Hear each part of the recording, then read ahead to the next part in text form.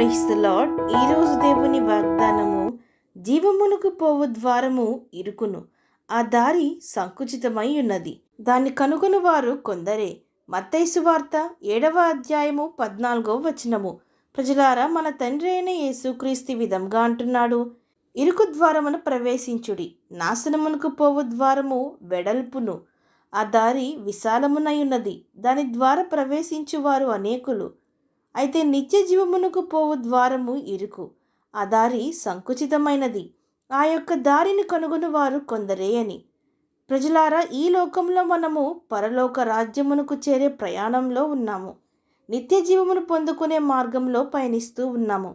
అయితే ప్రజలారా, ప్రభువు ఖచ్చితంగా సెలవిచ్చుచున్నాడు, జీవమునకు పోవు ద్వారము ఇరుకుగా ఉండును అని, ఆ మార్గము సన్నగా ఉండును అని. ప్రజలారా, సాధారణంగా మనము విశాలమైన మార్గంలో ఆనందంగా నడుచుటకు ఇష్టపడతాం. ప్రకృతిని చూస్తూ ఆస్వాదిస్తూ నడుస్తాం. అయితే ఇరుకుగా సన్నగా ఉన్న మార్గంలో నడవాలని ఎవరూ ఇష్టపడరు. ఎందుకనగా అందులో మనము కష్టపడాలి, కొన్నిసార్లు ఇరుక్కొనిపోయి ఆగిపోవదుము. మార్గము ఎంతో కష్టంగా ఉండును. వీటినే మనము ఆధ్యాత్మికంగా చూచుకుంటే, విశాల మార్గము పాప మార్గము. ఆ మార్గంలో ఎన్నో విలాసాలు కలవు, ఎన్నో సంతోషాలు కలవు, ఎన్నో లోక ఆకర్షణలు కలవు. అందులో ఏ అడ్డంకులు ఉండవు. ఎవరికైనా లెక్క అప్పచెప్పవాలన్న భయము, బాధ్యత అందులో ఉండవు. ఎవరి ఇష్టానుసారంగా వారు జీవించుదురు.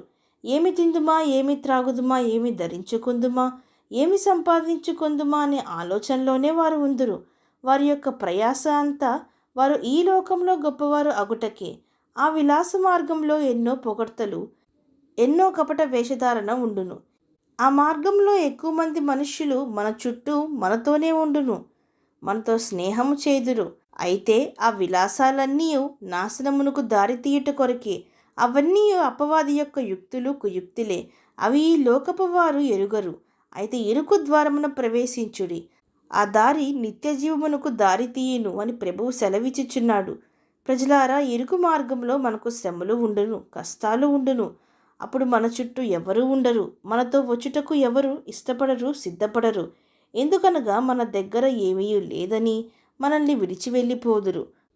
కొన్నిసార్లు గాఢాంధకారంలో కూడా పయనింపవలసిన పరిస్థితి కలుగును.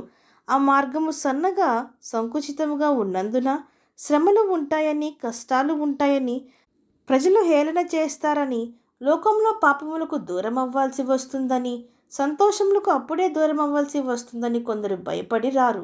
అయితే దేవుడు మనల్ని విడిచిపెట్టక మనతోనే ఉండి, మన చెయ్యి పట్టుకొని ఆ ఇరుకు ద్వారమును నడిపించి నిత్య జీవమైన పరలోక రాజ్యమును చేర్చును. కాబట్టి ప్రజలారా, ఎంత కష్టమైనా, నష్టమైనా, ఎన్ని ఇబ్బందులు పడినా మన పందెంలో మనము ఓడిపోకుండా, ఆగిపోకుండా పరుగెత్తి ప్రభువు రాజ్యమునకు చేరుదాం. విశ్వసించిన వారు నాతో పాటు ప్రార్థనలో ఏకీభవించండి. ప్రార్థన. పరిశుద్ధుడా, ప్రేమగల తండ్రి, ఈరోజు మీరిచ్చిన ఈ వాగ్దానమును బట్టి మీకు స్తోత్రములు. దేవా, విలాసాలకు ఆశపడి పాపమనే సంతోషమునకు, బానిసత్వమునకు గురి అయి నిత్య జీవమునకు కాక నిత్య మరణముకు ఎందరో పాత్రులవుచున్నారు. దేవా, నిన్ను నమ్ముకున్న వారికి ఏ కొరత ఉండదు, ఏ భయము ఉండదు, ఏ దిగులు ఉండదు.